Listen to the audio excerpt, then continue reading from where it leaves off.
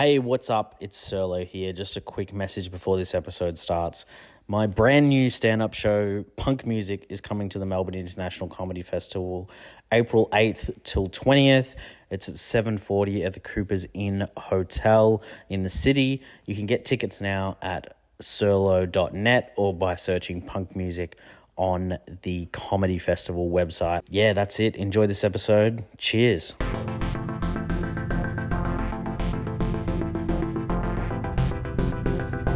Welcome back to the Oblivious Maximus podcast for another ep. I'm Aaron. I'm Ben. How you doing today, Aaron? Fucking great.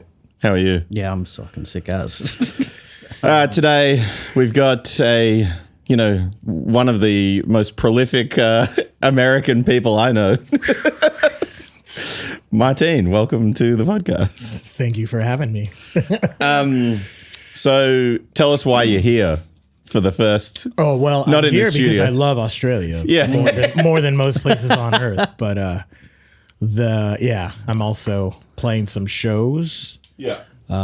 Here is Melbourne right now. Yes. But we're Xibalba's over here touring Australia for what feels like a month with only like 5 shows. I feel like I've just been on vacation here. But This was like when Military Gun were here.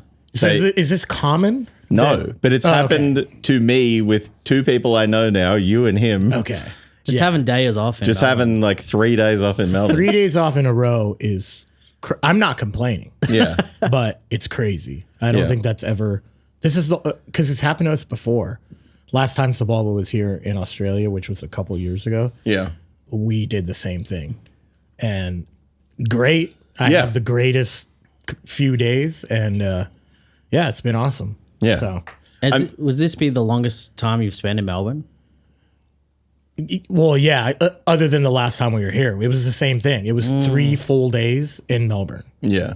After playing the show. Well, it's like we're here, play the show, and then played Frankston, Franga, which is close. Yeah. For those that don't know, it's like, 45 minutes? Yeah. It's fine. So Melbourne's still the home base for that show. So it's like play Melbourne, stay, go to Franga, stay in Melbourne, and then have 3 full days off. So here for 5 days. Yeah. And it's So not I like live you, here now. You haven't done nothing. Like you haven't just sat around. You've Oh God, I wish I sat around sometimes, but You've been living it up. we've been living it up. We've been out on the town and making the most of it. So Yeah.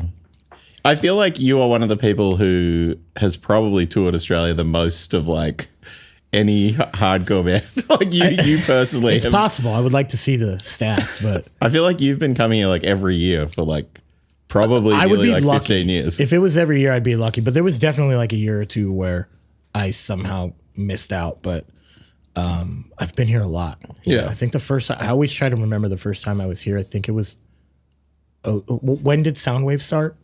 Was it 06 or 07? around that time. Around that time. So it would have been one of them. Either one. And I'm almost positive that was my first Australian trip, was Terror playing Soundwave. Yeah, right. The first Soundwave that ever happened. Yeah, crazy. And there was multiple stages, but I feel like only 2, maybe 3. It definitely wasn't what it became. Yeah. When it first Well, started. those early ones were just like, I think like a main stage split in half kind of thing. Like Maybe- doing a I think that brings back a memory. I feel like, where you're on one half of the stage. Yeah. I think that. and the other band is setting up Setting like up while over you're there, playing and then they swap it over. yeah.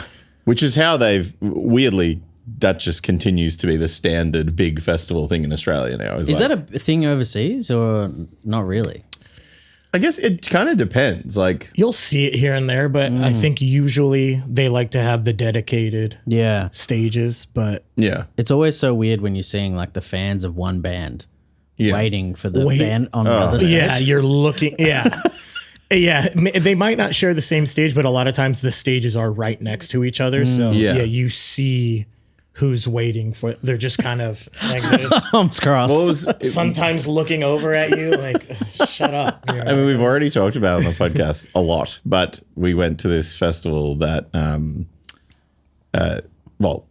Ben was working at this festival. I went to see Korn, but Wait, how old were you? Is this like modern like day? 2 months This is like ago. 3 months. No shade or anything. But I've seen Korn play before too. But yeah, It was, but the lineup was very like diverse. Let's say like there was like Billy Corgan was playing like solo acoustic stuff at the same festival, and his own stuff or just doing guess- renditions. I of think just stuff? renditions Okay. probably. But then there was like the stage setup. The main stage setup was meant to be like Sum 41 and Korn were like the headliners.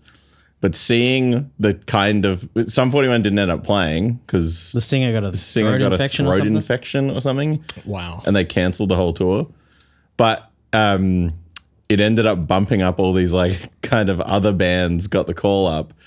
But the crowd difference between, I can't remember who played Electric Call. Electric Callboy. Like crazy music. Oh yeah, I've played with them many sure. times in Europe. Yeah, it's kind of crazy how many times I've actually shared stages with that band. Yeah.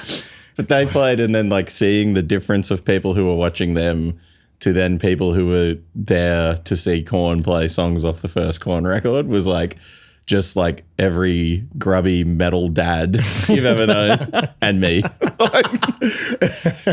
Very excited, but you know, it is what it is. And it delivered. It was everything sick. you hoped for. Yeah. Yeah, they played bizarre songs, like weird songs off the first 2 records that like I don't even really know everyone, most the people hits. know Korn. Yeah. Yeah. And I know the history somewhat. I remember when they were getting played on the radio and MTV and all that, but I haven't dove into their catalog extensively or anything, but it might be a good time to start, mate. You can- and there's songs that are undeniable hits in my opinion, but Yeah. some of them are good karaoke songs. Yeah. I might have done 1 or 2 in the past, but we did one at Duck's birthday. Yeah, well, I think the Freak on a karaoke leash. places are pretty well stocked with like alternative music. It's sort of surprising. Like they would have, well, they had the Metallica's version of Whiskey in the Jar, which I sang. I've seen someone do that before, and it was brutal. Yeah, well, it's just not. Man, I hope that it wasn't a video of not me. well received. Yeah. Luckily, mine went over all right. But you're surprised at the deep cuts that they have in the karaoke. There was, I remember when we were kids, there was a place in Canberra in Dixon that had Hatebreed on the karaoke. It was thing. actually on it, or it was. Yeah. You could YouTube stuff because No, YouTube it has was everything. literally anything. You yeah. ever want. It was just on. Like it was in the song selector thing. Wow. Like I Will Be Heard was on the list. And our friend Sean crazy. would Someone like did it? every time we would go there, you'd be like 3 drinks deep and Sean's like, all right, Hatebreed's going on. Was this like knowing that it was gonna be awkward and he just wanted to make it uncomfortable? Yeah, I think so. He just wanted to yell into He the didn't microphone. think like this is I'm about to No, kill no. this right No. It was definitely like, watch me annoy all my friends. Yeah. One of the first times I went to Japan with Terror, we went to. It's like if you go to Japan, you have to do the whole karaoke room experience, or else you didn't really go to Japan. But we did that, and so our guitar player Jordan, he's from the band No Warning, Yeah. Canadian band, and they were infamously kind of like. Their career was much different in Japan than it was anywhere else really? in the world. One of Really? those bands, yeah. Oh, because of the second record or what? Yeah, right. Because of the second record, yeah. And they were in the karaoke rooms. Like Wow. you could see one of their songs in the books there. Yeah, it's crazy. That's so funny. So were they kind of big in Japan? Like like the Tom Waits song, big in Japan. It's a real thing, yeah. So they had like at record stores there was cardboard cutouts of them when their album came out. Yeah. Wow. It hit. So in we Japan. forced him to do the song and he blew it. It was really bad, yeah. But it was hilarious. So yeah. Yeah. I mean, I think the advent of just being able to like literally type any song into YouTube and write karaoke makes a lot of those places like kind of obsolete in their system unless they have something crazy about it. Like the K-Box joint we went to for Duck's birthday is like you pay an amount, like whatever the per head amount is, and it's just unlimited drinks to that value. Like, so in that time frame. So we walk in and they're like, I think there was like, I don't know, 15 of us or something. And it was just like, all right, this jug of this random drink, this jug of this random drink. And then they're coming in with these jugs of like pink liquid and just being like, here you go. And sugary and liquid. We're in there screaming whatever. That's always the best when the waiter or whatever you want to call him has to come in Yeah. mid song, and it's just every time they come, it's probably just the worst moments. Just screaming. They just want to get corn. in and out. Yeah, Just like drop the- doing that all night long to just the worst groups of people. Yeah, it's pretty brutal. They also had like A4 pieces of paper, like laminated A4 pieces of paper stuck up everywhere, and it was just like, do not throw up. Oh, that's gonna stop you. You read that. Keep a lid on it. I was thinking about spewing everywhere, and now I won't, just because this one piece of paper has told me not to. Crazy to think that those had to have gone up because how many times did that happen? Yeah. Before they were like, and I wonder if it stopped anything. Like, did the no way. stats were the stats affected by Yeah, the? it was not supported by data. You've sort of become famously the karaoke guy, I feel like, at this point. I'll take it. Yeah. First time I saw you do karaoke was at Andrew and Emily's wedding, which was very fun. Beautiful moment. And really, I think one of those things, it's always funny when karaoke is happening at a wedding, and some people are not picking the best songs. Like, they're not, like, it's an art. Song choice is the most important part of the. Do you have a go-to song? Yes, it's always been Seal, Kiss from a Rose. Yep. But over the years of doing it all the time, I feel like I played it out. Yes. You got to find a new hit. We'll go do karaoke and it's like everyone's like looking at me. You gonna do the song? And I didn't. Now I just kind of have refrained from doing it because I feel, I don't know, like not like I'm the greatest performer or anything like that. I'm not. I don't know. I just feel weird now. Yeah. Like It's there's kind too of- much pressure now. Yeah. It's kind of a bit. You don't want to overplay the A bit. bit, yeah, exactly. I don't want to overplay the bit. Every now and then I'll be feeling myself, especially it's like if it's like the public karaoke where there's a room full of strangers and stuff. And if we've been out already and I'm feeling a little loose, I'll walk in and just like slide my hand, like walk in with the confidence, just write it down and slide it in right away, and then watch the reaction of the host. They're always like, huh. Because it's not an easy song to sing, and every karaoke host is always kind of like, you sure you want to do that type of thing, so. There's sort of a subset of karaoke people that are there to like really belt it out. Like Right. we went after our friend's 40th. Yeah. And they're like the professional karaoke people that are cutting in. They've got all the songs on the register. I feel like it could be its own subculture. Those people were doing is. again, like They're they were- singing Adele and stuff like that. like doing like crazy shit that's like, watch how good I am at singing. Yeah, And it's like, more than, you can't.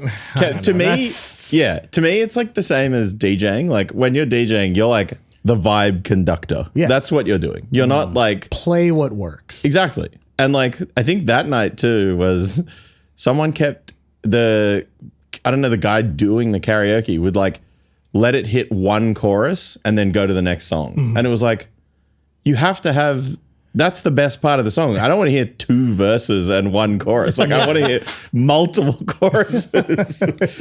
I don't know all the words to that bit. Yeah. Like I'm just reading the screen in that part. But that also had my other subset of karaoke I don't like, when drunk at a bar and people are picking like obscure Disney songs. And it's like, what are you doing to this place?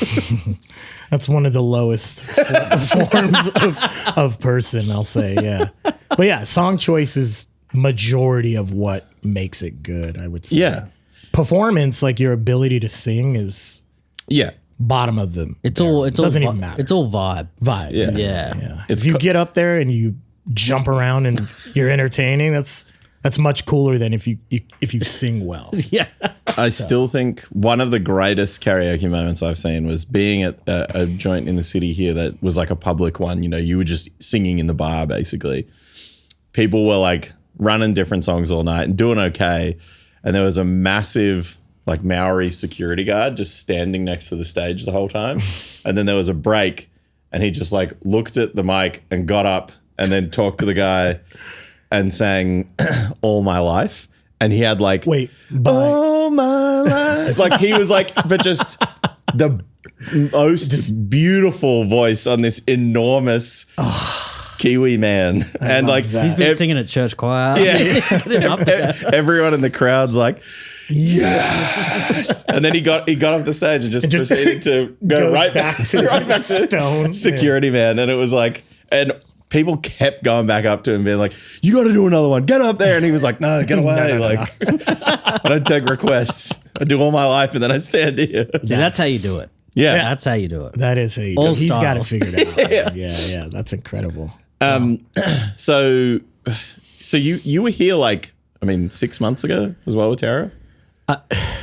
Probably. Yeah. That sounds about right. I thought it was less because time kind of flies by. But Yeah. it was like the later end of last year for sure. Yeah. I think at this point in my life, I've definitely seen Tara more than like any other band. Maybe I could Not the possibly first time say. I've heard that. we play a lot. Yeah. Well, and I think just because of like playing with you guys, definitely when I was probably before you were in the band, even like the first time they came to Canberra, like, or okay, yeah. those times I definitely played all of them. We definitely crossed paths on that tour in Europe, like When you were with I Exist, yeah, and like, Yeah. So like all these things now have just been. And then like I've definitely seen you guys in America now too. So I'm like just happened to be there. We play a lot of shows, we tour a lot, and we're lucky to do that much. And it's crazy to think that I think the band is 20 years old now. And to think that the last time we came here was the best time. True. So it's just Yeah, the show in Melbourne was awesome. Yeah. Like it was one of my favorite shows. That venue was so sick. Yeah. A lot of people there. Stage dives were insane. No barricade at that place. It was, I don't remember the name of it, but It's called The Prince. I've given it a lot of shit on this podcast. but that show night was very great. good. Yeah. And then Well, just it's not so much the venue, it's the location. Yeah. it's a It's weird on the south- location, it's on the right? Yeah, south that's side, I heard yeah. some complaints about that on the other side of the river. It's like, You get it. yeah, I You're from get Melbourne it. now. As a resident of Melbourne, I got it. I understand. But no, that show was awesome. Yeah, Like, and just the experience of being down. The food was insane too. Yeah. The food was great. Yep. And we Yep. sat at the bar for a long, a long period of time. Hours and and hours. that was really fun. So I think I that- had an overall great experience. Yeah. Yeah. That is one of the, I would say, like, the getting older playing in bands thing now for me is like, one of my favorite things now is just, let's just lock in at the bar Post up. as they post up say. for the entire night. But yeah, I think like that's crazy that the shows have been getting better like that too. For a band that's been together for such a long time. I agree. Yeah. As you get older and start feeling older and you see how the youth is just always doing their thing and they're there and Yeah. watching them have these really crazy shows and that sort of thing. And Yeah. it can be a little intimidating at times, but For sure. yeah, I'm like happy at the place that we're currently in and Yeah.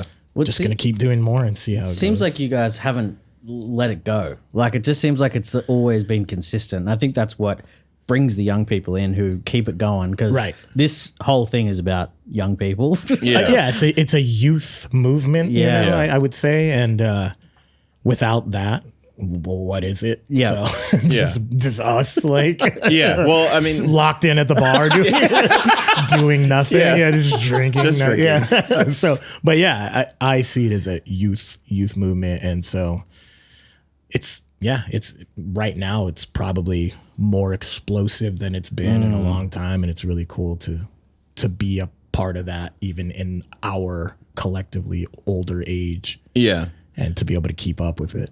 Have you seen the same? Obviously, I feel like it's popped pretty significantly in America as well right now. Like it's like it's seeming like, you know, I mean, again, you also have a hand in organizing a festival over there that's now become quite large as a result of consistency, I would say, as well. Right. But is booking that now the size it's at challenging because it's gotten so much bigger? Oh, yeah.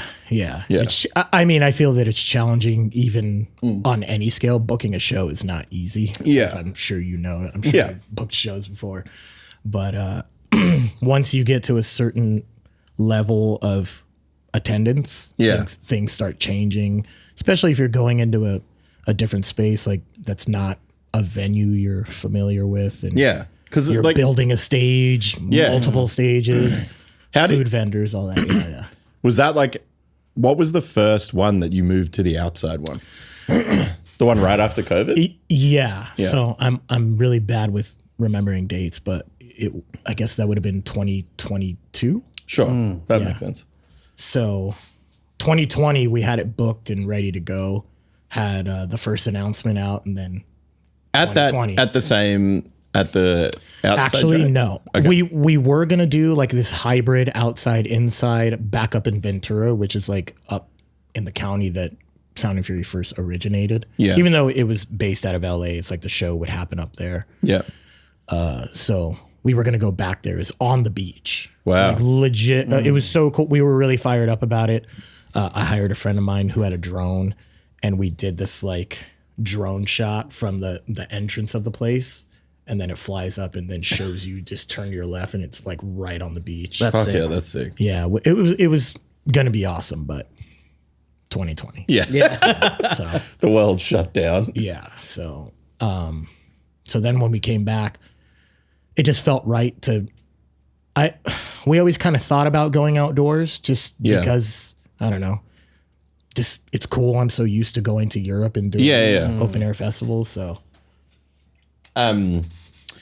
do you like was having the experience of doing the European ones? Is that what kind of like has influenced part of it? And like for me, with it? yeah, for sure. Yeah. You've experienced those before. Yeah. I don't know if you A little bit. Yeah. Well, you have Soundwave and stuff like that. Yeah. Yeah. So, yeah, just it's cool. I Yeah. mean, people, whether you're inside a venue or you're outside open air, there's complaints on Of either course, side. yeah. So, I know there's some people that probably prefer that it be indoors, inside of a venue, this and that. And it's like, there's just so much more benefit doing it outside. You have so much more freedom. Yeah. So, Well, and truly, once it gets to a certain point, too, you just have to do it because that's how many people are going. yeah, it's just like you can't find something as accommodating, Yeah. where you lose control of things too when you're indoors at a place with that many people. You lose control of certain aspects of the show. Yeah. And in terms of booking it and who's going to play and all that sort of stuff, I guess being in a band, being multiple bands that are touring constantly, you're having that touch point with a lot of bands to figure out who's going to play. Has that been a big advantage of constantly being on the road? Or Absolutely. Yeah. I take advantage of that a lot. Yeah. Meeting the homies, and then like you become Speed is the perfect example of that, where Terror came here, played with them. I think it was their second show. Yeah. ever. Would have to It have was been. in that upstairs, that really cool venue that's upstairs. The in- Lansdowne in Sydney. I think that's it. Yeah. And, we've known them Yeah. personally as people for a long time already. That was our first time seeing the show, seeing them play. And, as anyone who's seen them before, it's Yeah. like immediately you're locked in, like, whoa, this is, this is pretty wild.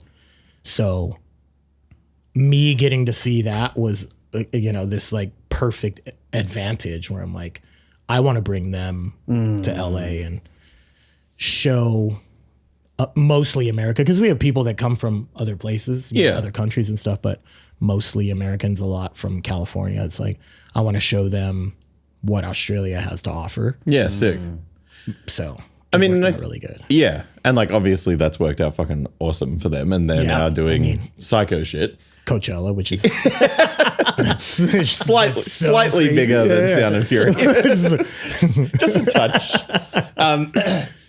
But I mean, I think the other thing too is it's great for Australian bands to I think it's great for Australian bands to see them do that elsewhere as well, because it's encouraging for people here. Because I think the thing that's always been the hardest for bands from here is that like it is so far away to get to other places, but you just have to do it. Like you have to figure out a way to do it. Because it's also so small here. Yeah. It's like you can't go that many places, I guess, right? Yeah, and you can't, like there was a time many years ago where you could do like, I mean, I don't know if you've ever done one, but there was a time when bands would come here and they would be able to do a tour that was like 15 shows.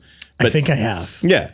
At least close to that. Yeah, but now you just can't. Like there's... Well, you sort of have to be big enough to do the regional shows. Yeah. Whereas, I guess... Or just be willing to like... suck it up. tough it out. Yeah. Exactly, yeah. Yeah, it's an interesting kind of, I guess, paradox, whatever you want to call it. Like, Yeah. It's, I feel like, Speed are in the middle of this Regional one, tour, yeah. and a couple other bands are doing it, like bands like Alpha Wolf and stuff like that. Yeah. Those are I just I met them for the first time in LA. I have an older brother and he drives bandwagons. I don't know. Yeah. And he's been their driver for a while now in the US. Oh, Wow. And so they have become friends, which is like this kind of unlikely pairing if you know who my brother is. But we were at a bar after a show and they were in town because I guess they had a Grammy nomination. Yeah. Yeah. My best friend who did that logo was nominated for the Grammy. Oh yeah, it was like art. It was art related. Yeah, it was Yeah. for their art. So they were there. They were in LA for the Grammys, and then they just happened to go to this same bar afterwards. And Oh, wow. So I'm with my brother, and I see all these kind of interesting looking guys walking. I was like, this guy's probably like play rock music or something, and they see him and they're like, oh my God, freaking out and stuff. And so then I got introduced to him and we hung out for the remainder of the night. Small world. Cool guys. Yeah. Yeah. And that was right before, that was the night before flying here. So I was telling them, I'm going to your country tonight. But The world could not be smaller at this it's point. crazy. Yeah. It's so crazy. Yeah. It's truly wild. Like No. it seems like they've got to a point where they can do the regional tours, and Yeah. bands kind of have to get big enough to get or like you said before, kind of suck it up and have no one there for a little for a first couple of times. Yeah. Yeah. But I've done that before for sure, where I've played some places that I don't think I've gone back to since. I Yeah. wish I could look at a flyer right now and see. There was because Canberra for a period was, I mean, Canberra still probably is considered like a regional place to play. Which is crazy because it's the capital. yeah. Which But- I'm sure a lot of people who haven't been here don't know that. They would expect Sydney. Yeah. Oh, I think a lot of people do think Sydney is the capital. Even people here. Yeah. Yes. Yeah. People in Sydney, particularly. Yeah. Very fond of that place. But yeah, for like years when I was a kid, like bands did not go to Canberra. Like I spent the first, I don't know, 5 years of going to shows, catching the bus to Sydney to go to a show, either stay in a hostel overnight or catch the bus directly back to Canberra. But like that's dedication. you go when you're 16 and you have to see Cannibal Corpse. There's only one way to do it. Got to do what you got. Catch a bus to Sydney. That's amazing. Yeah. Book a hostel with 4 people, but book one bed, and then just sleep on the floor. That was the vibe at 16. But then bands started coming there pretty regularly, and I think at the time it was. I mean, Parkway Drive was a big thing at the time that was doing it a lot, and I think that opened it up for other people. Right. But I mean, I remember I think I Exist played with, it was Trapped Under Ice. I think it was Trapped Under Ice and 50 Lions toured. That's a gig right there. Yeah. Love 50 And Lions. actually, Dennis from Speed, I think, posts a photo a lot from that show, because he was like, it's like him singing a TUI song. Yeah, I saw that. That was in picture. Yeah, he looked Canberra. like a child. Yeah.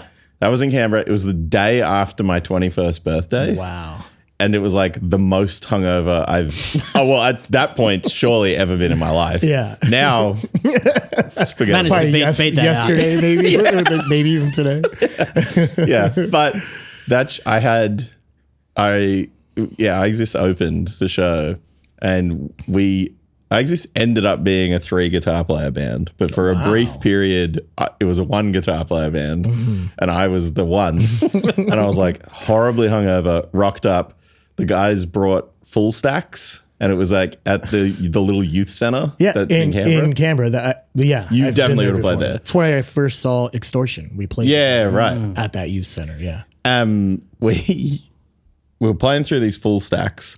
I'm like just blisteringly hungover, and I had that made me hurt. Just that description. I know how you feel. Yeah. I had permanent marker draw. We'd shaved mohawks into our heads the night before, and I woke up with the mohawk and shaved it off. But as I shaved it off, someone had drawn permanent marker on my head to like line up the mohawk.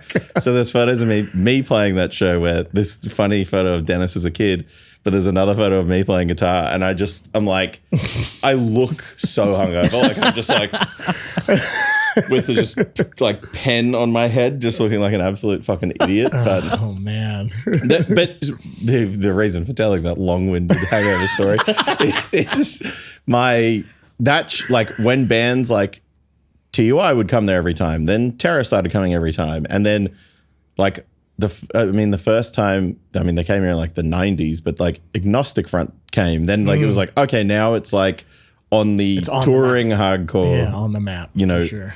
And that elevates it over time. And then obviously that then helps bands from there start doing more shit as well, because and bands start. Yeah, exactly. They go. Some kids go to a show and they see bands playing. And they're like, I want to do that.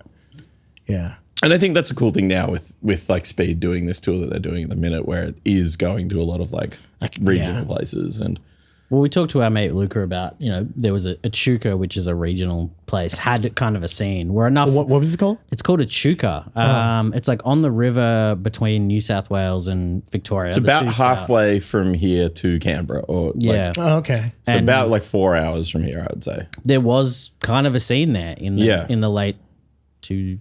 What happened? Like, was it because a band started from there? I think or a couple of local bands came came in. It was like, I guess around that time where Parkway was sort of doing more regional tours, and there was just enough people there to make it happen. And I think enough people didn't keep it up, or it was kind of like, it's a weird thing to watch that happen. Goes in waves. Or a venue shuts down and then people just kind of lose motivation, and then venues is a big thing. It feels like definitely. I think the other thing too is like with places like that as well, is like it hitting the curve too of starting to move into like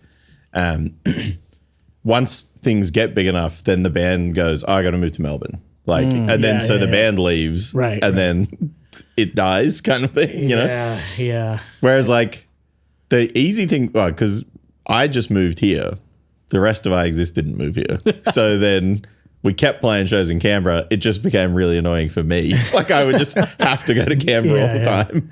But I would say even that then inherently helped the band, because I was living here. So then we would get more Melbourne shows because I was pulling them down to the bigger city. But I guess like that the difference that I've always noticed in the States particularly is because you can have so many different shows in one area that it makes it pretty easy to navigate like that. Yeah, for sure. I mean, LA alone, there's like, you can have probably multiple shows in the same night. Yeah. An hour away from each other and still have tons of people at each show. Or maybe even less than an hour. Yeah. So, yeah. I mean, I think like even, and just like, when Extortion went talking to, people about it there and saying like one show's here and one show's there, and they're like, it was an hour. In my head, I was like, fuck, am I just like going to burn one with the other? And everyone's like, no, they're completely different. Yeah. Like could not be more different from one another. Entirely different scenes. I guess. Yeah. How, obviously Terror going to Europe fucking heaps. Yeah. Like, oh yeah. Like how is that gone now? Is that like, because I feel like that trip for you guys now must just be like the staple thing. You got to do it. Yeah. It's one of my favorite things to do. I love being in Europe. We go every summer. Yeah. And that's just like the coolest experience ever. We talked about this a bunch over the last couple of days of, you know, you end up playing with bands. Like even though you're on a different stage that might be like a mile away from each other, you're on the same poster as Judas Priest or something. Yeah. You get to watch them play Metallica, that sort of thing. Yeah. So that part is amazing. And then doing all the club shows in between and it's just great. Yeah. Summertime over there is amazing. And then we usually go back, or we pretty much go twice a year minimum. Yeah. Sometimes more. I think last year we went 3 times. Yeah, right. And wintertime there is amazing with all the Christmas markets and everything. Yeah. I don't know. It's great. We go there a lot and we're very appreciative of it. And it's very comfortable for us over there, and we're so used to it, and like it feels like a second home to me at this point. And I know a lot of people have complaints about the way things are there, and then whatever, I get it. Sometimes you get a cold shower, which is the worst ever. Warm beer, you hear the same complaints from everyone, like no ice, fridges are kind of this is a not really call-out. Yeah, so but I'm just like used to those things. I don't even think about it anymore. I think the other thing too, like I think my experience of doing it was kind of just like the funny dumb kid version. Like we were just so excited the whole time to be there and to be like participating in this. But we obviously did like everything the wrong way, but we only found it out, like we found out we were doing everything the wrong way, like as we were doing it. Like, like we got there and we're like, we don't need a driver. We can drive. We drive in Australia. Which you can, but. And then like after one show, we're like, fuck, we should have got a driver. Because every night it was like basically rock, paper, scissors to figure out who wouldn't get drunk. And then. Well, I mean, yeah, I don't know if everyone knows this, but when you get to a show there, because it's so different in the US where you kind of have to fight for any sort of hospitality. Yeah. There, you show up. If you're there early, they have breakfast ready for you. Yeah. And then they make lunch. And then there's a dinner. The riders are just insane. And there's always a fridge with seemingly endless amounts of beer. Because if it gets low, someone just rolls up with the crate, the crates where they save the bottles in. They'll just stock it right back up. So because I guess if you're going every summer, it's like you get good at touring. You're like, all right, we need to have these things. I'm pretty damn good. Yeah. At this point, yeah. But yes, it's crazy over there. Yeah. Yeah.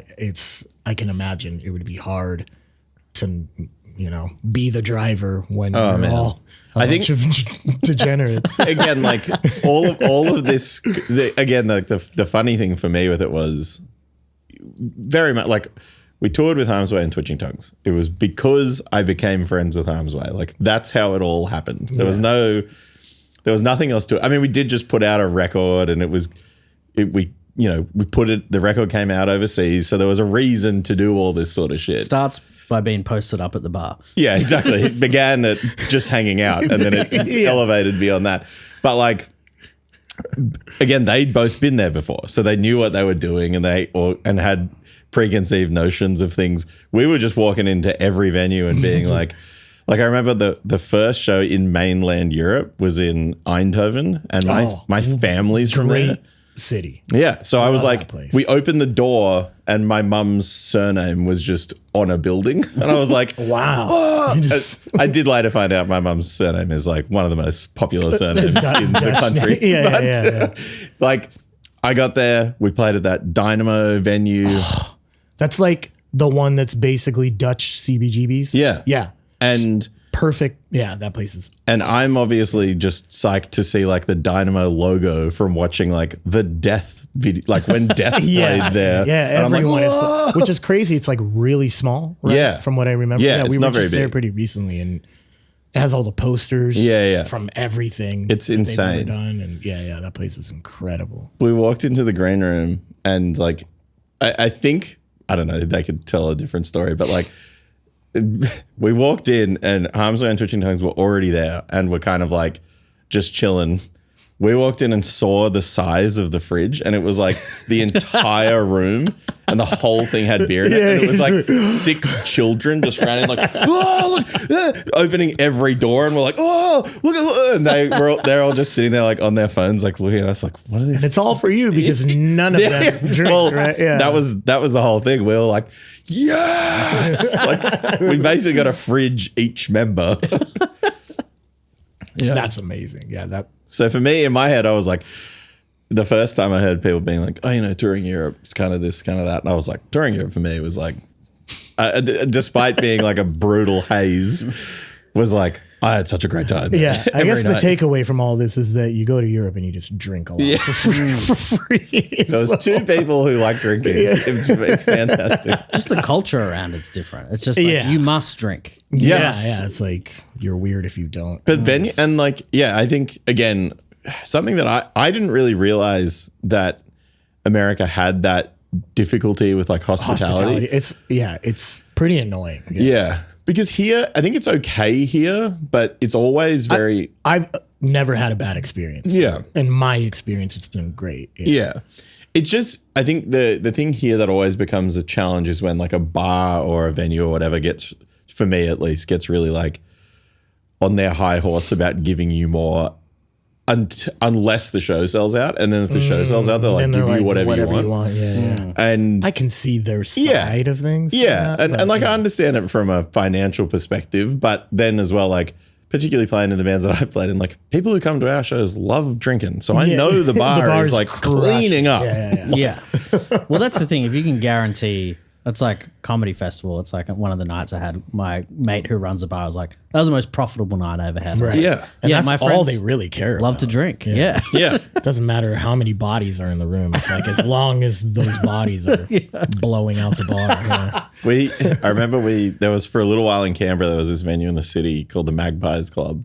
And it was like a, So the RSL? yeah. So like a, what would be the American equivalent? Like a serviceman's league. Oh, like a vet's hall. Yeah. Yeah. But you can drink at them. Can you do They're that? usually cheaper too. Yeah. Cheap is- Vet's hall is It's a bar. So Always, I'm pretty it'd be sure, like pints at this joint were like $4. Yeah. Which comparatively, like now, to get a $10, well, yeah, it's 17 in some places, but to get a $10 pint is like amazing. Yeah. But pints in this show are like $4. And I remember one show, I think we had like, there was like 200 payers. So good turnout for this little hall. That's great. Yeah. Get to the end of the night, and the guy came up to me and he was like, so the bar made the venues like, we covered costs before doors opened.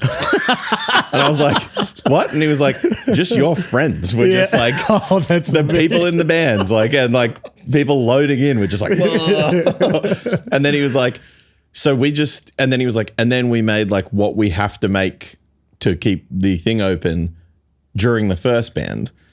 And then he was like, so like we have to do a split with you. And I was like, what? Have to. And he was like, We well, must. we wouldn't have it if you didn't play here. And I was like, I got to introduce you to every venue in the world, man. Yeah, that's so unheard of. You have to fight tooth and nail to get that. I'm pretty sure that night we got a cut of the bar. That is absolutely insane. And then we basically did not book another show in Canberra, not at that venue until it closed. Yeah. That's how it should be everywhere because, you're bringing the people. Yeah. So, Well, and I think because that's how that place, like that's all that place is used for not music. Like anytime that place was otherwise open was just like, old fellas watching footy and drinking. Yeah. Like that's all it was. That's all that was happening there. And they also had pokies, so people are fucking gambling their lives away. So I mean, that's crazy. They had a lot of money going through there too. But yeah, I mean, it's like I think I wish we could get to a point in music society where the venues are like, all right, you can have some too. Yeah, that would be great. Hospitality worldwide would be great. I mean, not that it needs to be anything crazy, just little something. Yeah, it's I think the US is tough with that kind of thing. Like as an artist, like knowing what you're entitled to or something. Like it's like, are we getting a couple of drinks, a meal? Like it's not really that hard to ask it's not a hard ask. I'm sure some people ask for way more than they should have or need. I don't feel like most of us are doing that. But, No. yeah. I mean, I feel like the requests now for me are like very basic. And when they're achieved, I'm like, amazing. Tub of hummus. Is that, Are you one of those? Yeah, it's always a tub of hummus for some reason, and I'll eat it. It's the only time I eat hummus. Well, is on tour. Our friend Nick, we were backstage with Military Gun. Yeah. They were done with their salsa, and our friend thought he pocketed A full salsa. but it had been open, so he basically just took trash from it. Well, so at the night it happened, we were all like, why have you taken that? And he's like, free salsa, what do you mean? And then the next day he posted in our group chat and he's like, fucking salsa was empty. open. And so he's just like, throw the salsa out. Can't keep the salsa. Oh my God, yeah. I mean, I think the other thing that for me was like learning that if you don't ask as well, you don't get anything. Mm-hmm. So you have to ask. Yeah. And then if you get nothing, then you get nothing. You're in the same position. But because Extortion's thing is we always ask for a bottle of red wine because our guitar player likes drinking red wine. And it's like very interesting to see if the venue has the capacity to do that. And sometimes like, I can't remember what show it was. It was Maryland Death Fest. The guys were like, you sent through like a weird few requests. And I was like, oh, it's just like beer and stuff. And he was like, there's also like Skittles and red wine on it. Do you need that? And I was like, that weird. Like, it's pretty specific, but I think just trying to shame you. I would get that if someone. I wouldn't even think about it. So just get the Skittles. I think because of how it was running, like, you know, it's kind of an indoor outdoor big festival thing. I think they were like thought like how we like the bar's not just going to sell a bottle of wine, but then he just I can't remember his name, but he like lovely bloke just left, came back with a bottle of red wine and a massive thing of Skittles, and he goes, go to Rite Aid. Well, I don't know if you guys don't have Rite Aid, but basically the pharmacy. Yeah. You just go there and get red wine and Skittles. I mean, I'm pretty sure that's what he did. A couple other things as well. But yeah. That show was also, I think, the funniest thing I've seen personally in my time in music was getting there, and Mayhem played. And Mayhem were in an RV outside was their like green room. Like they just parked an RV in that like small strip where the festival is. Yeah, that middle street area, yeah. And it was just an RV, but it was like they must have just hired it from some rental place. And the RV just had like really lovely pictures of dogs all over it. And then there was just was it one of those Cruise America ones or something? Yeah, like it was like something that like a family would take on holiday. Yeah. And it had just all these like pictures of cute dogs, and then it was just a white piece of paper on the door. It just said Mayhem. And I walked around and I was like, yes! Behind the scenes stuff like that of specifically, you know, metal music, extreme metal brutal music stuff. Is just so funny, man. When like we were talking about when you see them before or after the gig, you know, when they're just in civilian clothes. In civilian mode. Yeah, like I saw the guy from Mutilation roll up with his FUBU bag. Then he pulled his cloak out of and put it on over his, I think it was either Eazy-E or NWA t-shirt. You know, it's just like put the cloak on over that out of the FUBU bag. It's just hilarious. That's sick. Yeah. Well, that's like the last Good Things Festival where you saw Korn. Seeing Kerry King just walk out of the chain, like out of his dressing room with the sunnies already on. Oh, like he's just constantly. Yeah. It's like, so there's the other side of it. He's never not brutal. You don't let up. Once you get your fucking demon tattooed on your head, you're locked in. You're locked in. Yeah. There was big chat at one of those festivals as well. There was like a conversation going around like the chains that he wears. Like it's interesting, right? They're like huge. They're right? enormous. Yeah. And someone at the start of like the run had said like they're not real. Like they're plastic.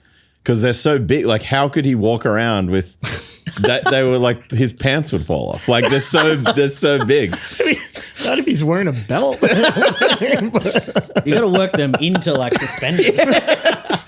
But I then basically spent the whole day. I was just like, I gotta see if these chains are real. Go up and dangle everything. Just try and brush past him and hope that I make some noise happen. Did you? I didn't find out. I spent like the whole day but every time I saw him, I was like, I got to get over there. listening for the jingle. You got a metal detector. Trying to, Yeah, but That would be insane. I feel like I don't think he would do that. Right? No. Just imagine that's like such a kind of a clown move. it would I don't burn know his why, but cred too Yeah, hard. yeah. Yeah. He is one of the. He's seeing him in the flesh, and the first time I worked one of those things, I drove Zach Wild, and I was like, just losing it. "That's the guy from Aussie. That's Aussie's guitar player." And like, he got in the van and was exactly his character. He was just like, "Hell yeah!" Oh, just that rocks. drinking, high fiving me. Oh, that's amazing. I mean, He was lovely though, which was like you also hope like for. you hope they're not assholes. I mean, we all know that's rare that they're not. Yeah. So that's cool that he was cool because Yeah. usually people are terrible. Yeah. You gonna make your way over to this Black Sabbath final show? We were talking about it yesterday. I was like, The lineup is fucking crazy. Alice in Chains alone. Yeah. I'm sold, but there's no way in hell I'm going. But I was thinking like yesterday when we were sitting in the backyard, Sabbath came on. I'd been drinking all day, and I was like, maybe I'll book my plane. yeah, you now. should have just done it then in that moment, and then you'd be locked in. Locked it in. I've heard Ozzy cannot walk anymore. Yeah, it's been well. Maybe it's not true. I mean, it's hard to trust Yeah. anything you see on social media, but I have seen multiple articles about Yeah. that he can't. Yeah, He's in a photo of wheelchair. him in a wheelchair. I don't know if that's current or it could Yeah. be an older photo or something, but yeah, it's like that with the tagline "Ozzy cannot walk." Yeah, so Yeah, right. we'll see. Maybe it's all just a Maybe it's gonna be like publicity stunt. the Frankie Valley thing. Have you seen Oh that? god, that Oh, video is that's insane. brutal. Yeah, He's it's just like doesn't even look trotted out. real. Yeah, I thought it was like AI or something. Maybe they're gonna roll him on stage and then he's gonna like pop out like surprise. You know, It's gonna be like a sports star. They just inject him with a bunch of stuff. One just for that one final hit for Ozzy. Yeah, just, like Jam him adrenaline full of shot in the methamphetamines and push him out into the world. poor guy, man. I hope it's good for people that care. You know, Yeah. like, Well, I guess even if it's not, you got Metallica, Slayer, Pantera, Gojira. Yeah. Like it's like how. and then a bunch of people. Yeah, it's like- I mean, we were trying to figure out what that might be. Billy Corgan. Are they just doing solo stuff, or are they gonna maybe sing? Yeah, some- well, Fred Durst. that's interesting. What's he doing by himself? Well, it says Yeah, additional he performances. shouldn't be allowed. Is he by directing a himself. terrible movie? Sammy Hagar, Slash, Yeah, one of the sleep token. sleep token too. guy. Yeah, he's like they don't have. Well, they don't say their names. Yeah, so right. It's just like It's all the homie sleep token. it's all in the FUBU. Yeah, he's hiding a lot of rap kit underneath. Yeah, I mean, I think what I was saying yesterday is I've never seen the four guys play together. I've seen every yeah, I mean, alternate. you have to be how old to have seen that? I can't remember like the last time they would have done it. I mean, maybe they did it in the US, but maybe, yeah, maybe. but certainly not here. Every time they've come here, it's been one version of the different, lineup. But Ben, the answer is maybe. Maybe. Maybe, yeah, maybe. My answer is a hard no. I will not be there. I will not be at any Oasis shows either. That's just not. I'm going to Oasis here. Yeah. I know a lot of people who are, but When they announced the fifth show, I was like, fuck it, I might as well go. We definitely row ZZ at the. Gonna be hugging the wall. hugging the wall. I mean, I want to place bets on if any of those shows actually happen. That's Like That's the big first question. show will happen, yeah, then who knows? because it's so many shows now. Like Yeah. it's like it seems like too many, yeah, but what do I know? yeah. Because I think they're doing 4 shows in Melbourne, which Yeah. is crazy to do 4 here. Yeah, that's a lot of people. 2 Yeah. shows in LA, Rose Bowl is something like 90,000 people. Yeah. So I believe they're sold out, but Yeah. that's a lot of people. Well, even in the UK alone, there's like a million shows. Like I know Edinburgh during the Fringe Festival, which is like big comedy arts festival. Like I went last year, but they're on 2 of the weekends. Oasis are playing now, which is kind of like During Edinburgh in Wow. Edinburgh, and it's like, well, fuck my comedy show. yeah. Well, surely everyone's just canceling their comedy shows. Well, I'm not going this year. You can't compete with Oasis. Just even accommodation. Everyone's already booked accommodation Yeah, for right. Oasis. So Yeah. yeah. Crazy shit. Insane. Yeah, Well, what a you know, phenomenon. So after this, you're back home. Are you back Yeah. home for a little bit, or Sort of, yes. I don't have any like full tour until I believe the end of April. I think that's when the first show is, and that's Terror, Nails, and Obituary, and then Pest Wild. Control and Spirit World are also on it, and that's a full US with a couple Canada dates, dope? and that's Crazy. insane. Yeah. I mean, we've been lucky enough to tour with Obituary before, but just the whole thing just sounds so cool. Yeah, we're really excited about that. So, but then before that, in between that, I have some random kind of fly in, fly out type of thing. God's Hate's playing a couple of shows. We got some like a New York and a Philly show that were just announced, and we're doing a show in Texas, the Not So Fun Weekend. What else do I have? I don't know. I got to consult the Oracle. My calendar is like my saving rules. grace, because I forget everything. But yeah, so for sure, God's Hate stuff. I don't think God's Hate going to Europe too. it hasn't been announced yet, but I don't know if I don't know what's. I thought they were but on the yes. Outbreak poster.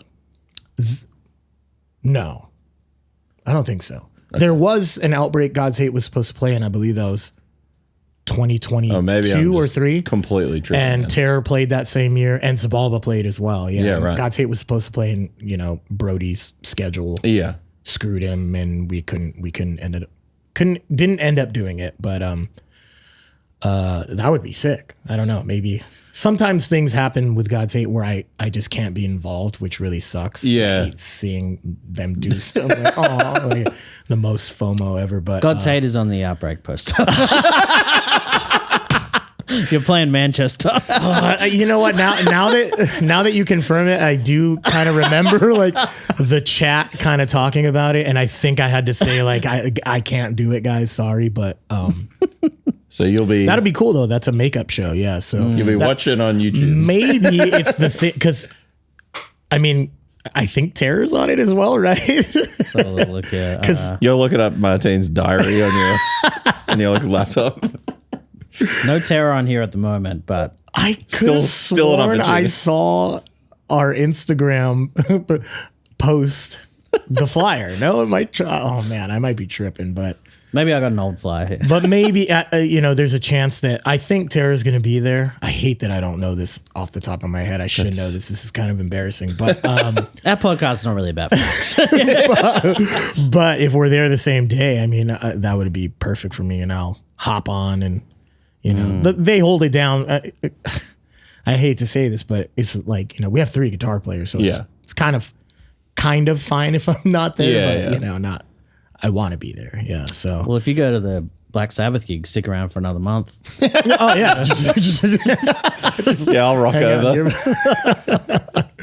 So yeah, I got a few things here and there, and then the rest of the year is pretty much planned out already, which is crazy to think. Yeah. That's what makes time fly by so fast. I bet. Just already knowing where I'm going to be in December, that type of thing is insane. Yeah. But yes, God's Hate will be in Europe in October, Okay. fall. Yeah. Yeah. But I don't know when that's going to get announced, but I don't think it matters if I say it. It's like, it's not like, What's Colin gonna do? it's like, Tell me off. Tell the Australian listeners. It's a little treat if you listen this far on the podcast. If you're I've already been like spreading the word via word of mouth anyway. So everyone already knows because I'm all over the place. But yeah, God's Hate's going to Europe, which was difficult to make happen yeah. because a lot of lives, a lot of schedules, a lot Children. of kids, Yeah. that sort of thing. And then we got a motherfucking full-blown professional ass wrestler in the band who's just Slightly busy. killing it. Yeah, he's gonna be here. Yeah, you're I don't gonna know see him, when right? this podcast will come out. If Yeah, it's this week. before. We'll do it this week. Yeah, so AEW's in Brisbane on February 15th, which is the last show of the Xibalba tour, which is also in Brisbane on the 15th. So A couple of days away. we're gonna clash. Yeah. So I don't know if this will be out before then, but Yeah, it will be. yeah. So that's sick. I'm gonna get to see them. I won't get to see the matches because will be at the show, but we're gonna all kind of meet up ahead of time. That's awesome. You know, eat a bunch of food probably. Fuck yeah. Yeah. Well, this has been great. Thanks for sitting here and fucking talking shit with us. Anytime. I could do this for hours. We've literally been doing it for 4 days. It's so insane thinking about. I mean, before it's over, I mean, it's really cool that I got to experience the UFC here, which was in Sydney, and we watched it in Melbourne at the bar, and it was incredible. Sean Strickland got the shit kicked out of him. It was amazing to watch. And then we saw the Super Bowl Monday. Insane. Wild. It's a new concept for all of us. We brought Mexico here and did a carne asada cookout at your house and hospitality. I ate for dinner last night at 11:30 or whenever I got home, and I'll probably be eating it for dinner Incredible, in 2 hours. Brought way too much food. I brought way too much alcohol. Now you have alcohol for days. This is not a problem for our- This rocks for me. And it's just been what a trip. Having these last few days off has been so cool, and being here in one of the coolest cities, not only in Australia but in the world. So Fuck yeah. Well, thanks for coming, mate. Thanks for doing it. I will anytime. Bye. Bye. Bye.